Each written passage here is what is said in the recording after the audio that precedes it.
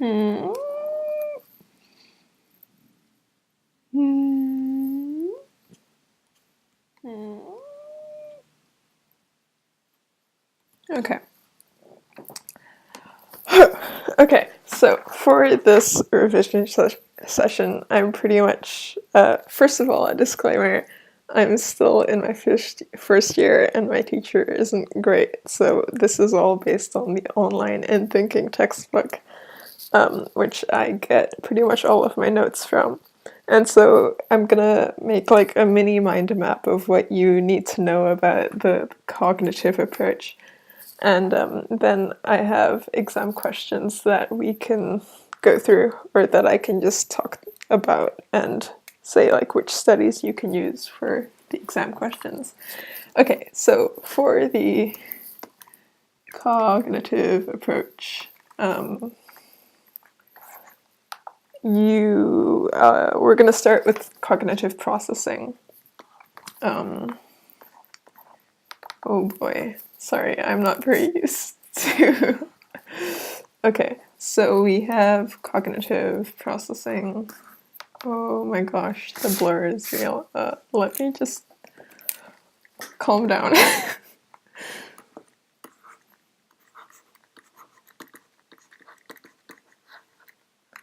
And so cognitive processing is pretty much how we process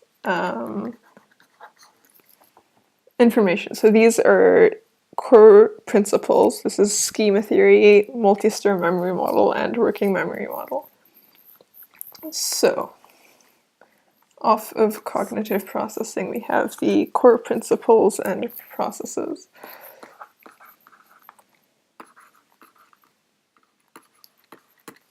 And so these core principles are pretty much just,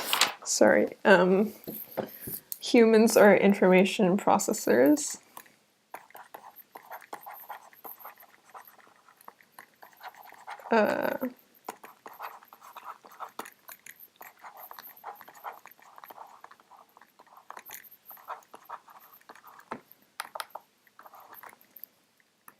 We have that mental processes,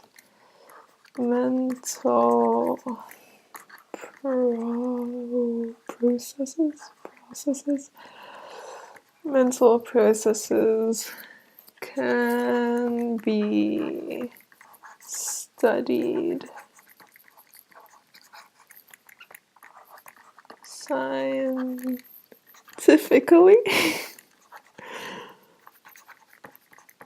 And I'm not gonna go into so much detail for all of the details. Like for example, for the studies, I'm not going to go through like the aim procedure findings, because you can find that on the notes that I've posted and that are pinned. I'll just like say which studies there are. Can be used. Oh boy, off to a horrible start. Can be used to. Let me just move this around a bit, because this is not going to work.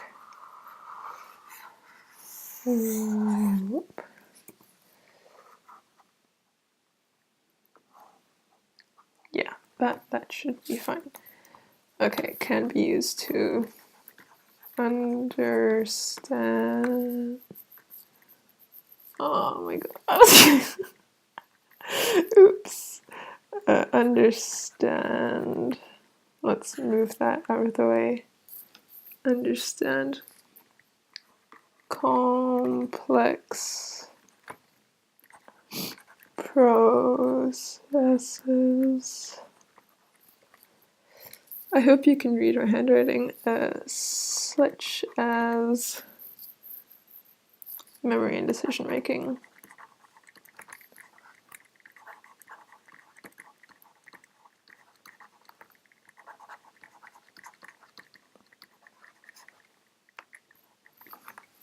And then there's, okay. And then the final one is mental representations guide behavior.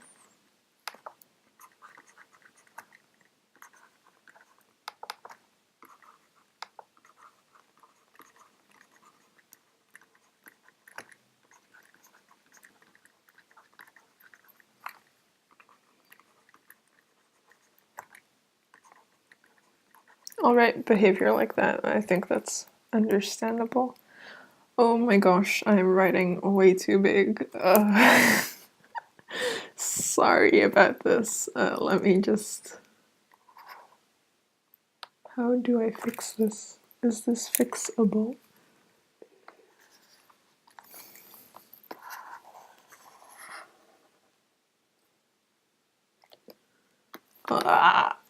Sorry, folks. I don't know if you can tell, but I am not very used to this whole mind mapping on Photoshop thing.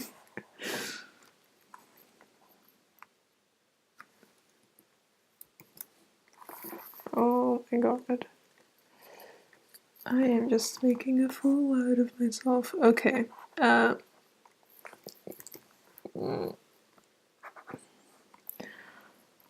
Oh, this is going horribly wrong. Okay, let me just... humans are...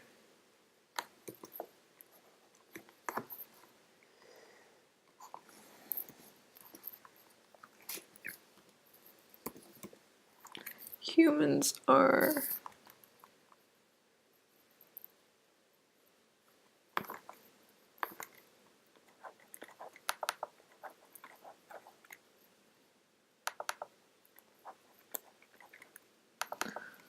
This is... I'm so sorry.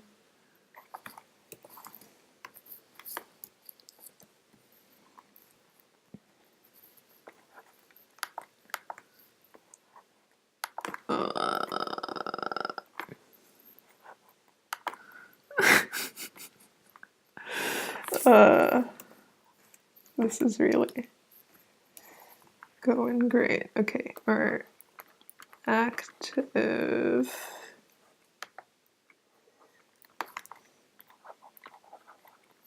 Our active information processors. All right, so...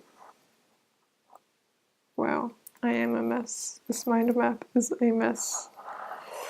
What a mood, am I right?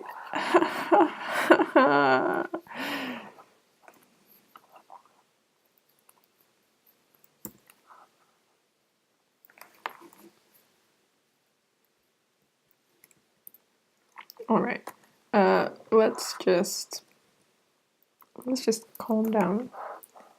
This doesn't need to be perfect. Okay, sure, we'll leave it as that.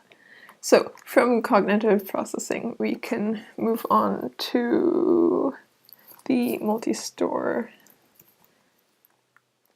memory model. So let's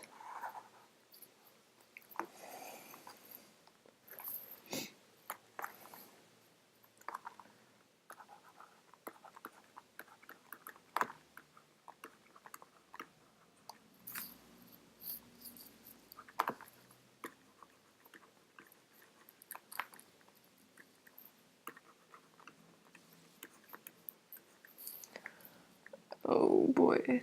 Is there a way to do this where I am not writing in complete blur for the whole thing?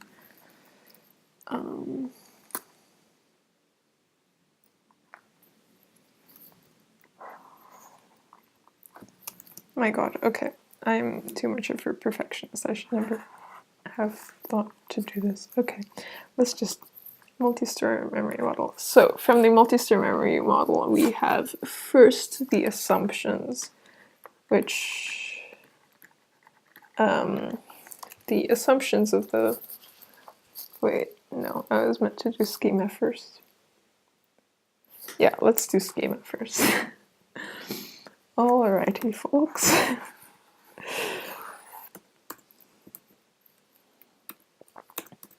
If you could let me delete.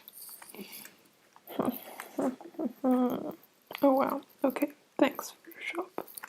You're a peach. So...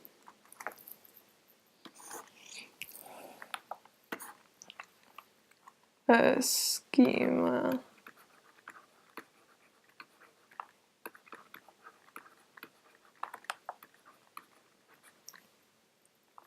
So from schema theory, we have the assumptions, and these assumptions are pretty much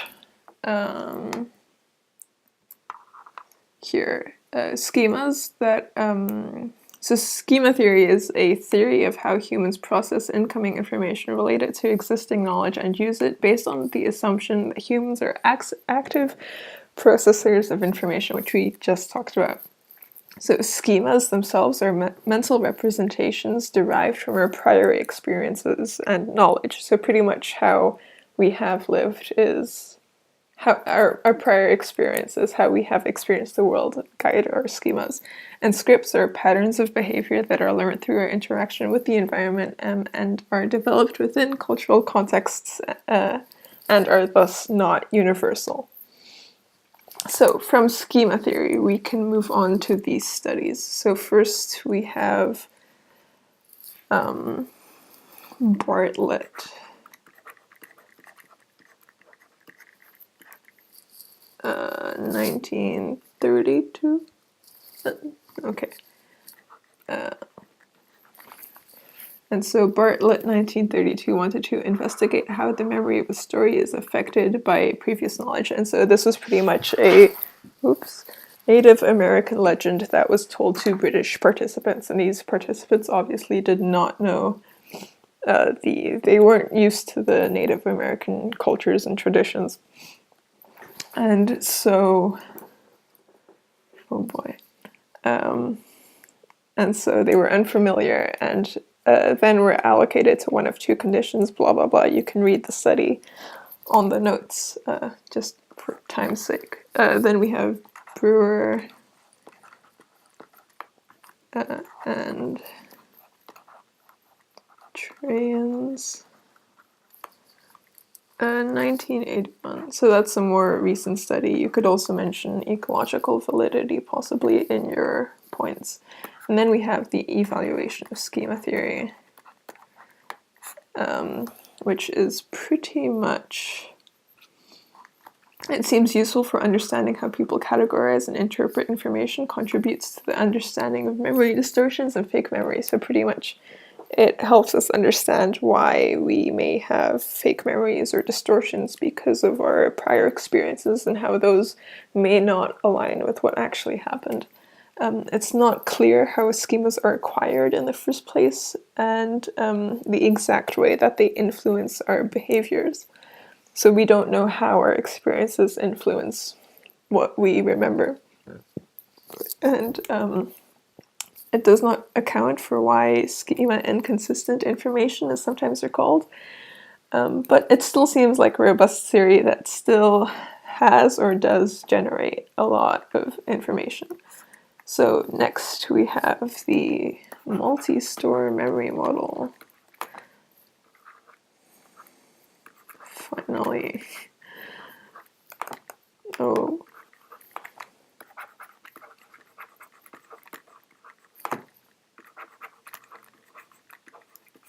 Okay, so I have a handy dandy. This is gonna be a mess. Not too bad.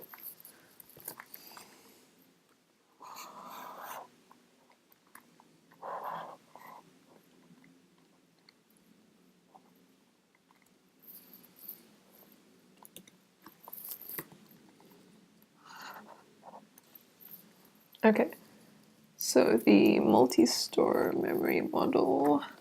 Oh boy, you can't read that at all.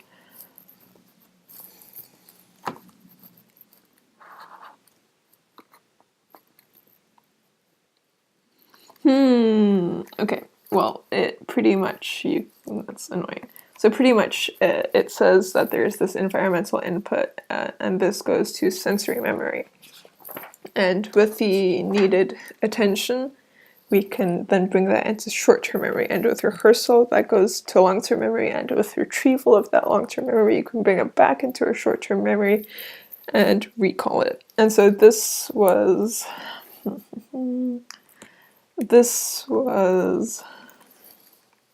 let me just delete this layer because you can't read it anyways. this was suggested by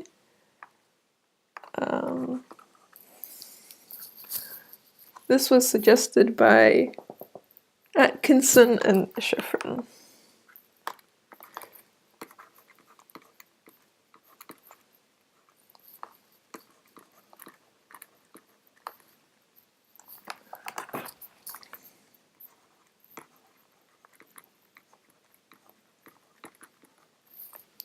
(1963).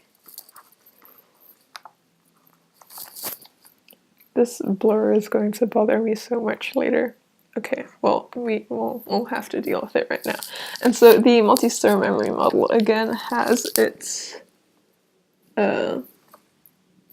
assumptions, which are pretty much that there are separate memory stores. The stores are sequential, and each store is independent. And so the studies from the model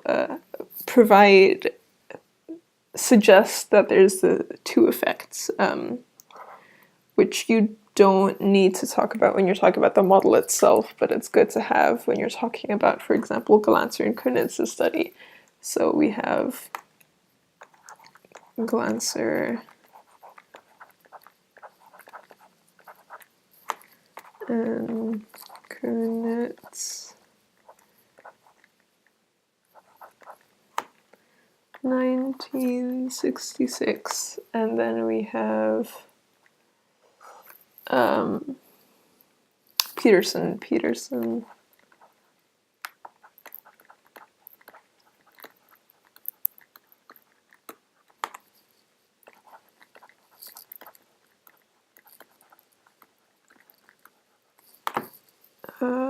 from 1959.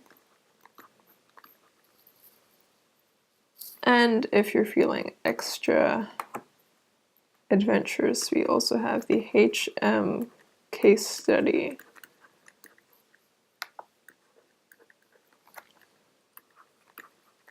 from Milner, I believe, 1966.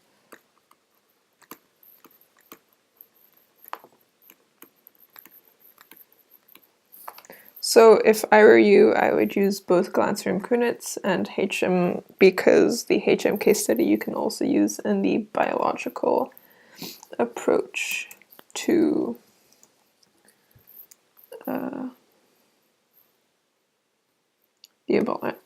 biological level analysis. So from this we have the working memory model.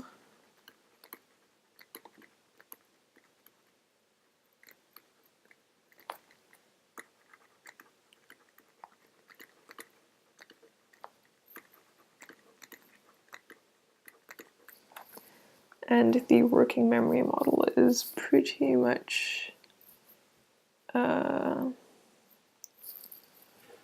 again, it has its model, and this one goes into a bit more detail because it has different oh yeah, I forgot there's also an evaluation for the multi-store memory model.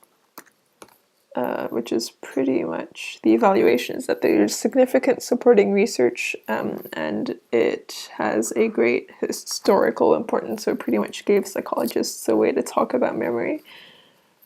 But the limitations are that it's oversimplified. It assumes that they all work as an individual unit. It does not explain memory distortion in the way that schema theory does, but that's not a model. And does not explain why some things may be learned with minimal rehearsal, or why sometimes repeated rehearsal does not transfer to long-term memory. So moving on again to the working memory model, we have the model right here. And so the central executive is the attention control system that monitors and coordinates the operations of all of these compounds. This phonological loop is the auditory component, so what we hear. The visuospatial sketchpad is the visual component, so pretty much what we see and what we can imagine. It's like space and shapes. And episodic buffer or episodic buffer, it temporarily holds several sources of information active at the same time while we decide what we need to know. So we have those three things. And of course we also have long-term memory, but we don't really need to elaborate on that. And then from the working memory model, we have the study from Landry and Bartling. And Bartling,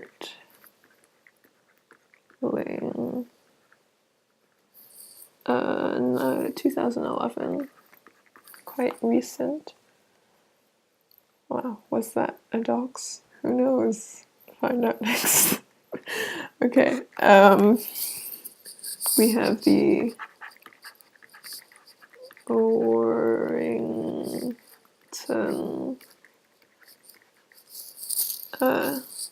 and we don't need to write that twice.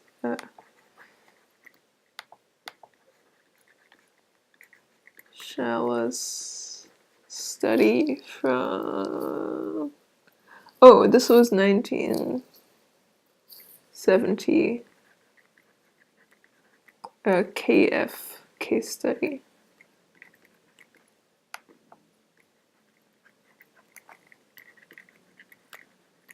Again, I'm so sorry that it's blurred. I should have tested this a bit better. And then we have the evaluation of the model. So,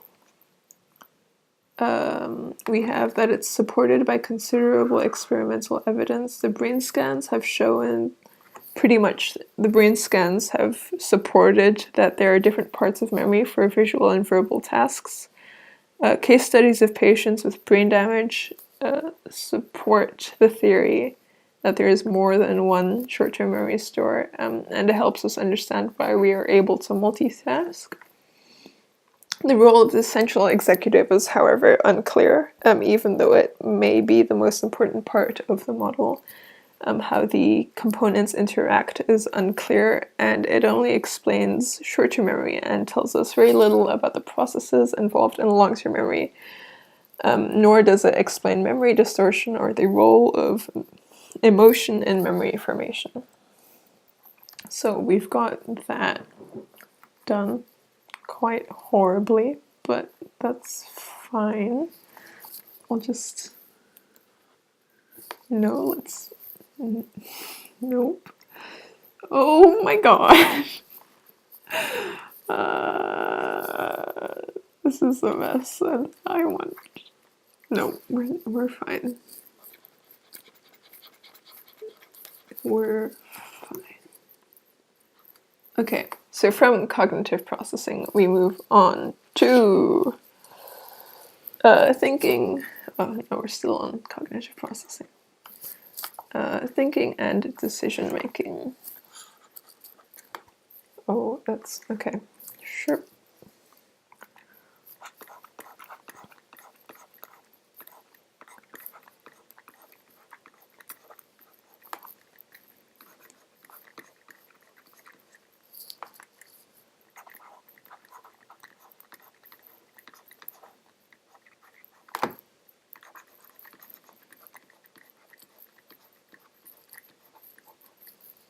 So from thinking and decision making, we have the dual process model, which pretty much says that we have two ways of thinking. We have system one, which is a quick and quite unreliable method of thinking, and we have system two, which is a more thorough and reliable way of thinking. And this was suggested by, if I can just read my handwriting here, Stanovich. Let's put that over here. Stanovich and West. Well, we're really going for a mix of capital and lowercase here. 2000. Nice. Okay. So, a dual process model has a Wasson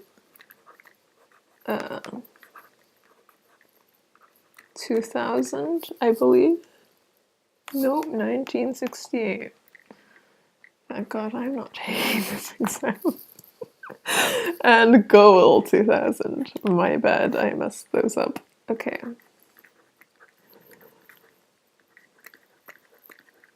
And then the evaluation, which is pretty much, if I can just, here, there's biological evidence that supports, again, that thinking may be processed in different types of parts of the brain, and the Wasson selection tasks and other tests for these biases are reliable, which is great. However, the model is overly reductionist and does not clearly explain or even if these models of thinking interact or how our thinking and decision-making could be influenced by emotion.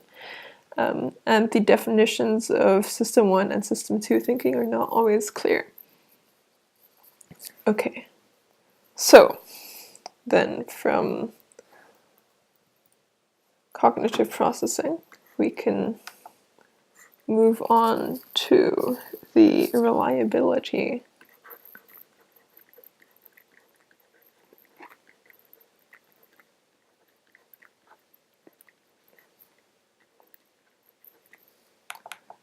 Well, my handwriting is really being exposed here, of cognitive processes. I'll just write that.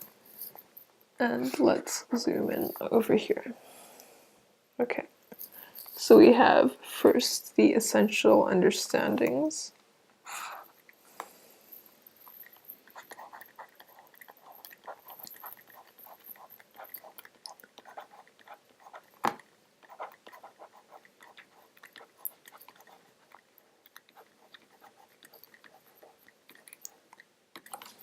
Which are: memory is a reconstructive process and is therefore open to distortion. Emotion may affect memory. Humans are cognitive misers, and biases affect our abilities. And so, for reliability of cognitive process itself, we already have the study by Loftus and Pickerel.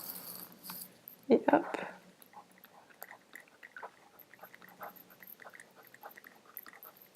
1995, yep.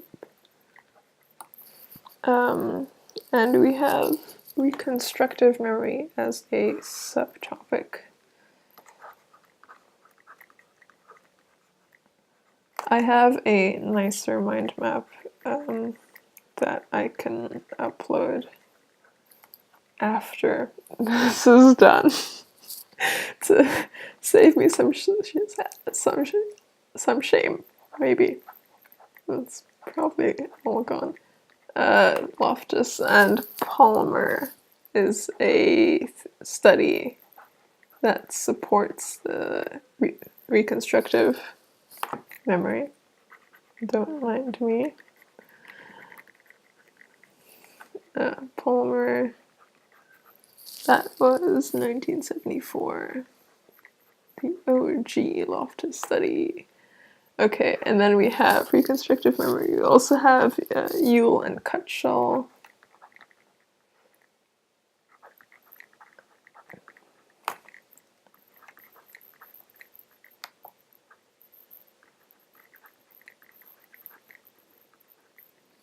From 1966.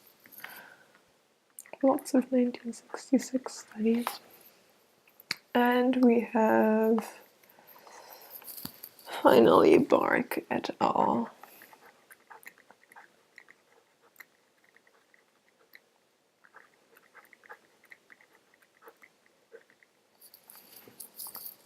(1975). Okay, so from reconstructive memory, reliability, reconstructive memory. Yes, okay.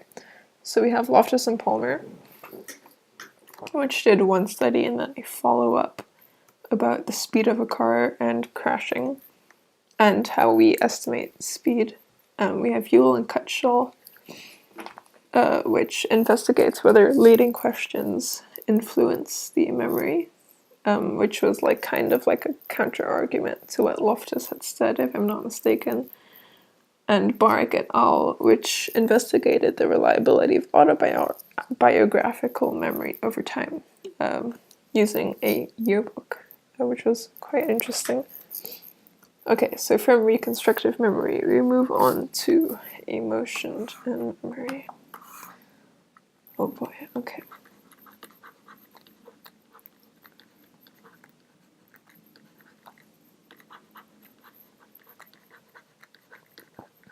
Sorry if I'm moving through this a bit quickly. I still want to be able to go through the exam questions and talk about which studies you can use and some things that you can do. Although you guys probably know more about that than me, but we'll pretend not. Okay, so we have a flashbulb,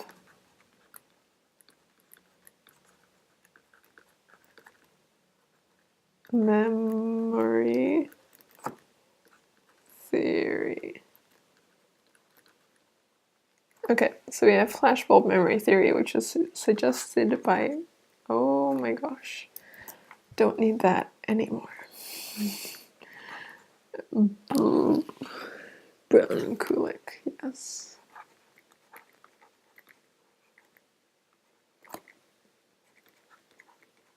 From 1975. And they also had their own study. No, not 75, 77. No, touch. Okay. So they have their own study too. But they're also the ones who proposed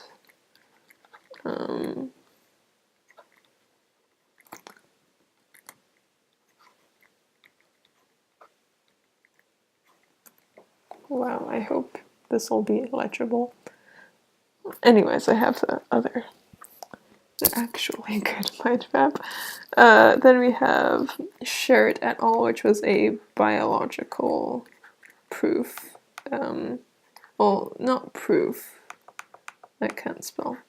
Sherritt, which used MRI scanners to investigate the brains of 2007 of participants and how they recalled events of 9/11 while they were in New York at the same time, and Nicer and Harsh, which provided a counter argument to the flashbulb memory theory using, I believe, the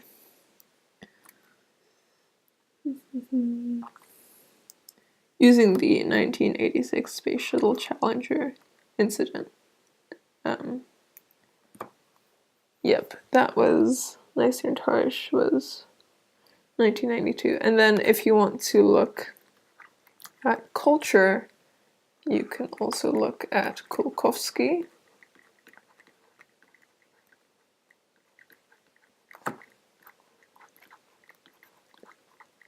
Kulkovsky et al. From 2011, and that's a good one because you can also use that in social cultural approach and making use of studies so that you don't have to remember as much is always good. Okay, and so you have your evaluation for emotion and memory, which is pretty much the evaluation of flashbulb memory theory. So, biological evidence supports the theory, but Nicer and Harsh provides evidence that it may not be accuracy, but confidence, which defines flashbulb memories. it is often impossible to verify the accuracy of real-life research on a topic. So if I say, like, explaining a memory I had, it is impossible for the researchers to confirm that, pretty much. Research indicates that cultural differences may play the most important role in formation of memories, and it is not possible to measure one's emotional state at the time of an event, making it impossible to actually demonstrate a clear and causal explanation between these two factors, so emotion and memory formation.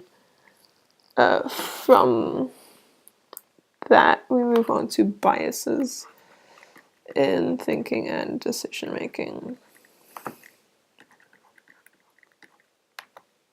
Nope.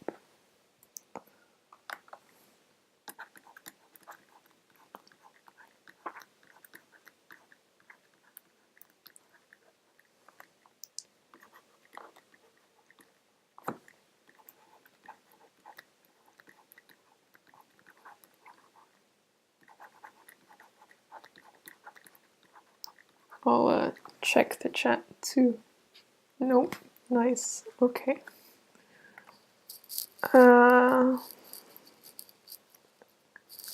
So, we first have anchoring bias.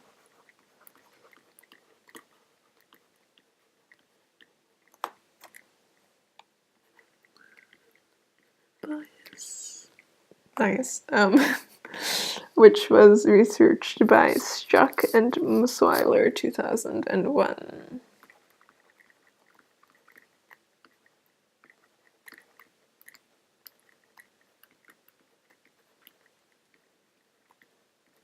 I've kind of given up on making this look good.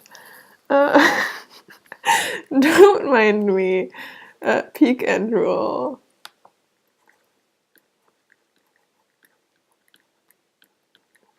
Which is pretty much we judge something based on the peak and the end of an event. So if I go to a dinner and even though the dinner itself maybe have been like quite alright, but there was like a bug in my dinner, that bias explains that I would say that it was not a good dinner because there was a bug, and then I would forget about it actually being quite an alright dinner. Now that's not a great example, but if you look it up, sure. Okay. So peak end rule is, oh, where's my mouse? Okay, studied by Kahneman. Running out of space here. Et al. 2003. Okay. Again, sorry that it's so blurry. I promise I'll upload that not so bad mind map so you can take a look once we're done. So then we have framing bias.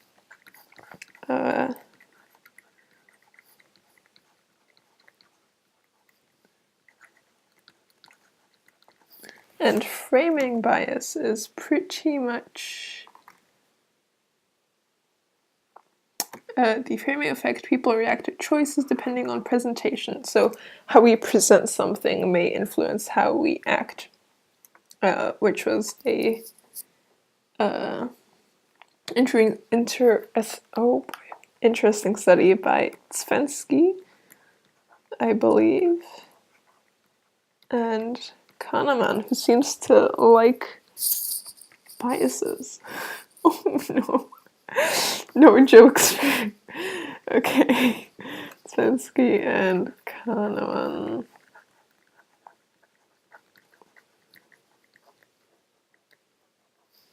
1981. Okay. And then we have critical thinking. Everybody needs some critical thinking in their exams.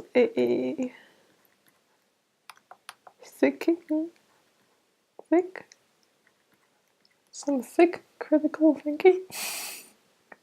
Okay, so pretty much evaluation of the biases in decision making. Let me see what I have written in my notes.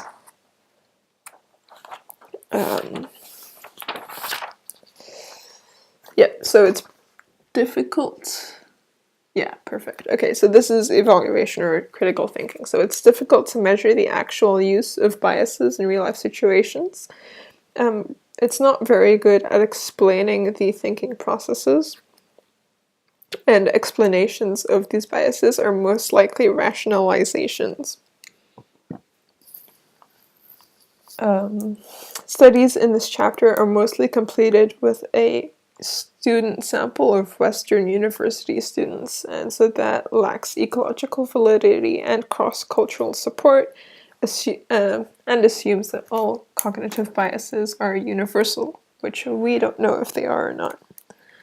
Okay, so from this we can move on to emotion and decision making.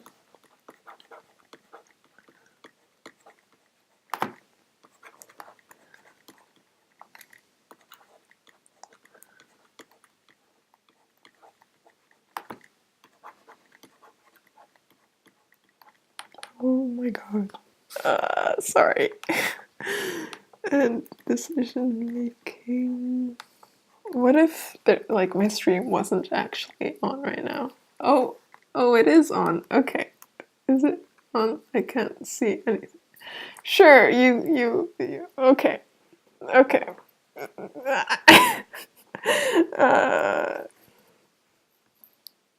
Oh wow, 2 people. Okay. Emotion and decision making. So that is pretty much the somatic. Well, it is not pretty much, but it does talk about the somatic marker hypothesis.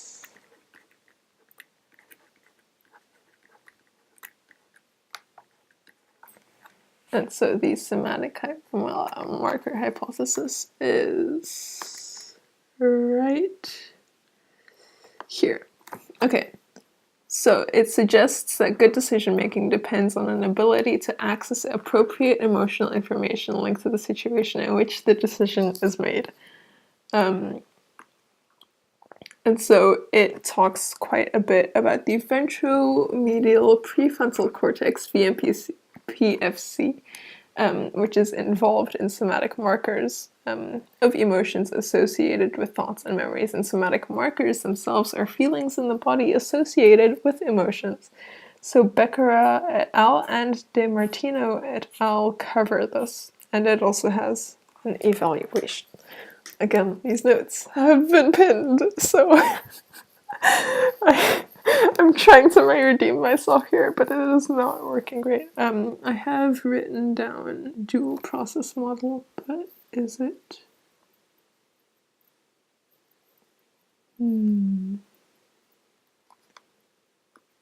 I don't think. Yeah, don't. I'll just cross it out later. Okay. Did I? No. Calm down. Okay, so we have the somatic marker hypothesis, and this is studied by Becerra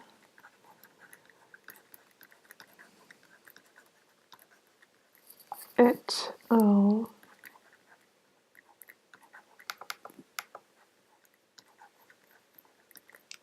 1999.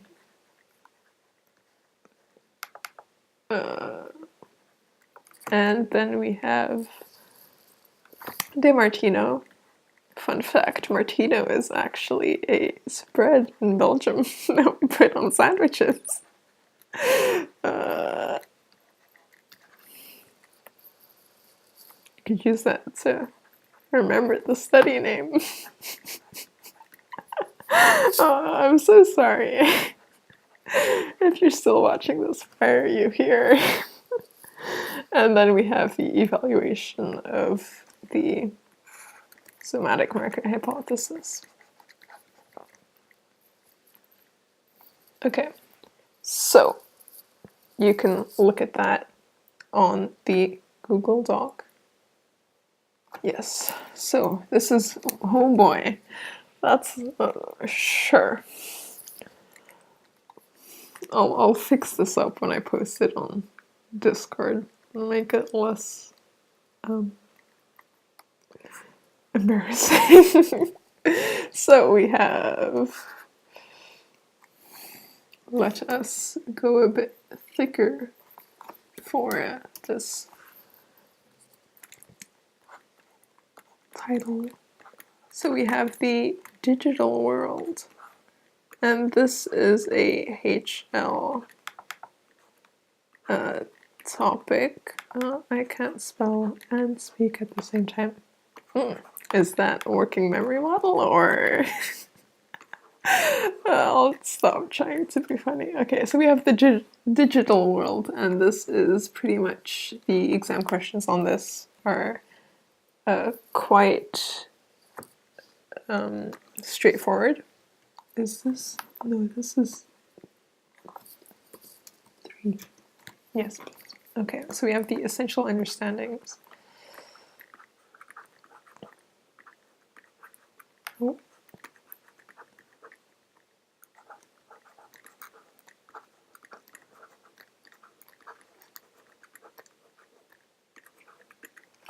And the, oh my god. So if I, oh, nice. Okay, so we have, did I? No, which are research on the effect of technology is relatively new and not yet highly reliable. Valid. Okay.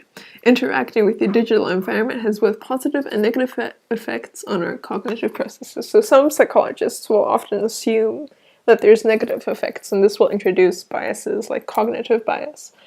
And we need to realize that there's both positive and negative effects to everything. Life lesson right there. Okay, so the digital world itself has 2 studies, perfect for an ERQ. We have Muller and Oppenheimer.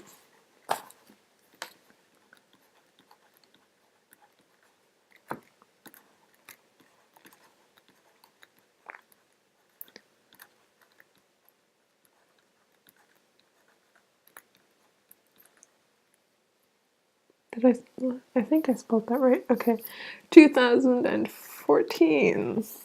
And we have Kramer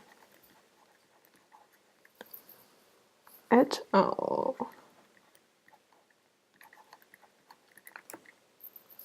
2014. Seems like a busy year for these psychologists. Okay, and then, so this is pretty short. We're almost done with this horrible mind map. Memory in the digital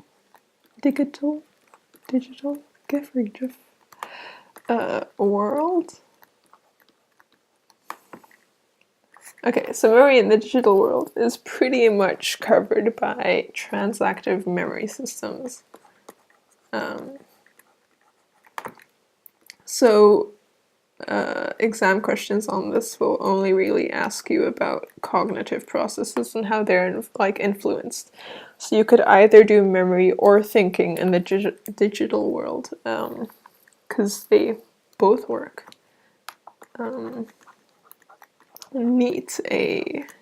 I only did memory in class, so I'll only be talking about memory. But if you did something else, do that, because it's what you're most confident with. So we have Sparrow et al. 2011, and we have Storm et al.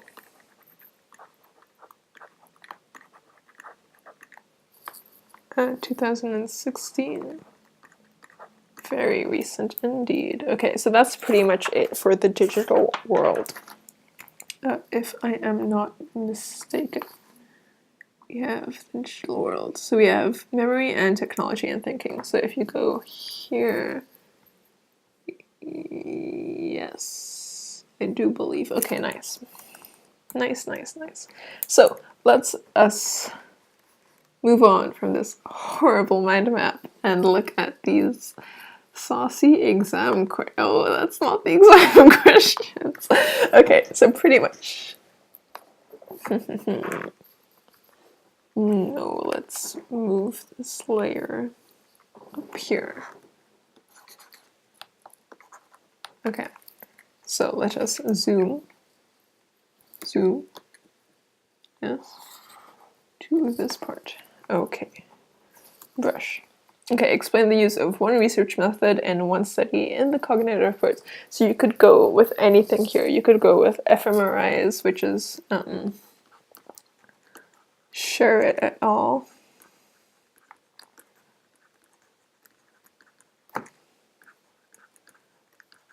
You could go, sure, it was 2007, I believe.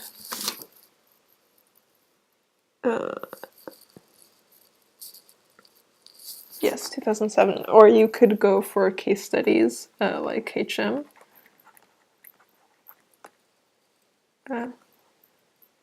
HM, etc. So this is pretty broad question. Ethical consideration of one study. So this could be HM and talking about the how ethically valid it is to use case studies in psychology. There's some other things that I'm sure have ethical considerations. Again, here, same thing. So schema theory, you can talk about Bartlett or Brew and Trainer.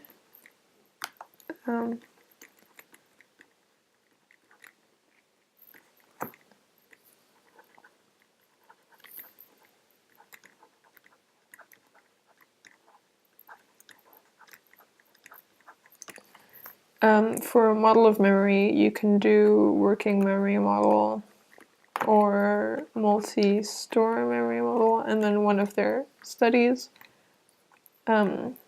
So with this, you have, for each, you have one. So for working memory model, for example, you have the KF case study.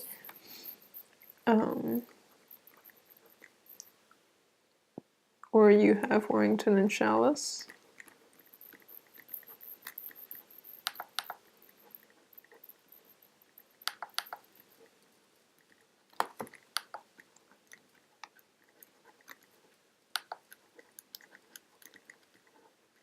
And then for the multi-store memory model, you have HM,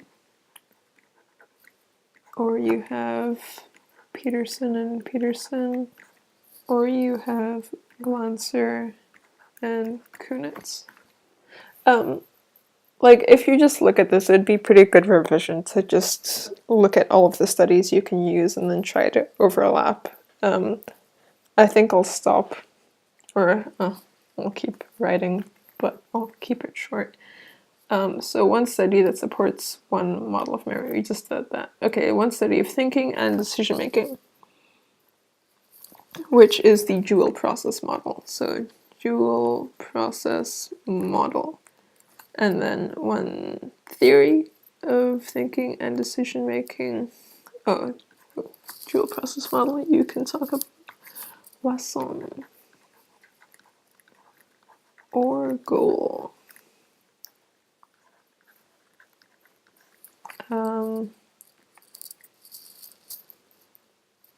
Theory is that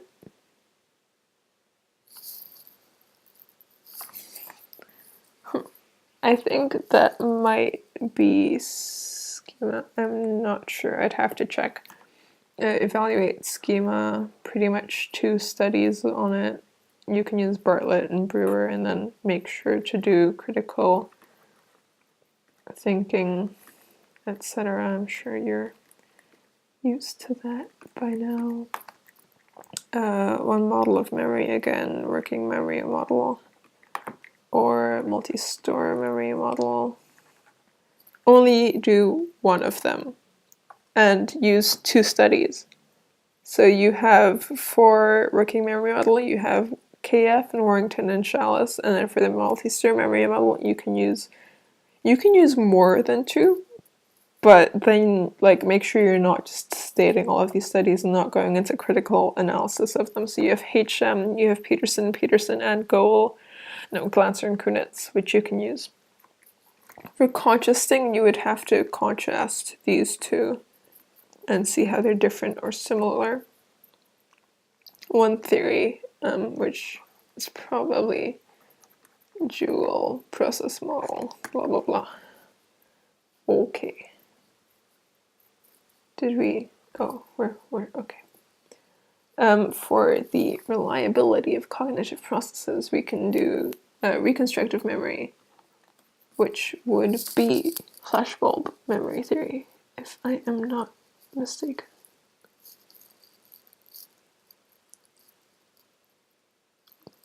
Nope, never mind. You can do something like Loftus and Palmer.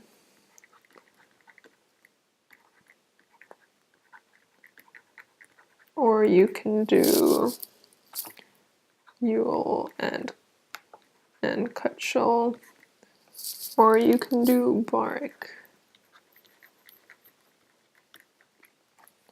For one study of one cognitive bias, you can do, this is framing effect or peak end rule or etc. So here you could do Svensky, for example, and Kahneman. Pretty much choose the study you're most comfortable with.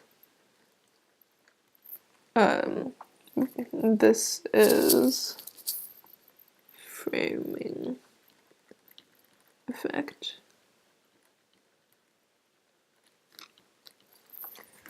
Evaluate one cognitive bias making use. Yeah, so explain.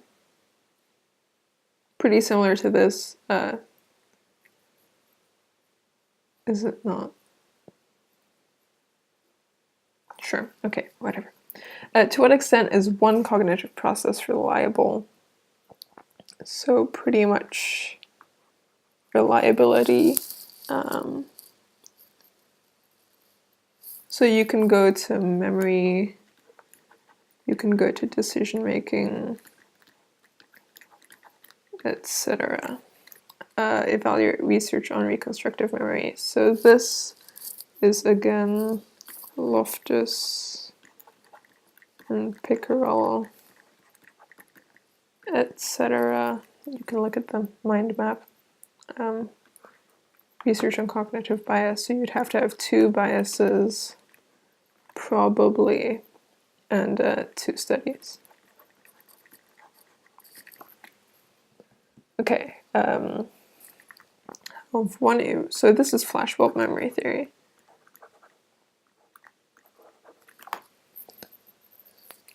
Which is Brown and Kulik.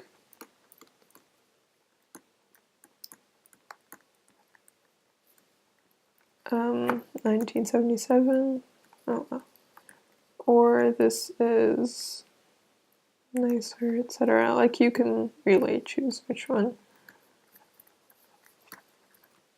But make sure to only do one, because that's all they're asking for. So evaluate one theory. So with this, it's good to have pros and cons. So I would go for one for and one against, which might be nicer and harsh. From 1992. Okay, so with here you can really see that it's cognitive processing, cognitive processes, cognitive processes, and cognitive processes. So it doesn't matter if you do memory or thinking, as long as you do one of them. A negative effect is, so evaluate research. So that's pretty much looking at the research itself and evaluating that. You have, for the negative effect, you can talk about how we are manipulated by feeds, for example, which is Kramer et al. But I probably wouldn't do that. The Sparrow et al. Study has good information about the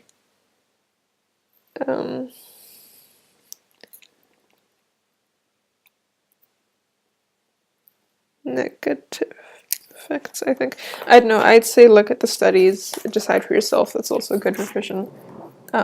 Sorry, I am a bad helper. Now you know. Anyways, study interaction between digital technology and cognitive processes. So that's again, this is Sparrow et al. How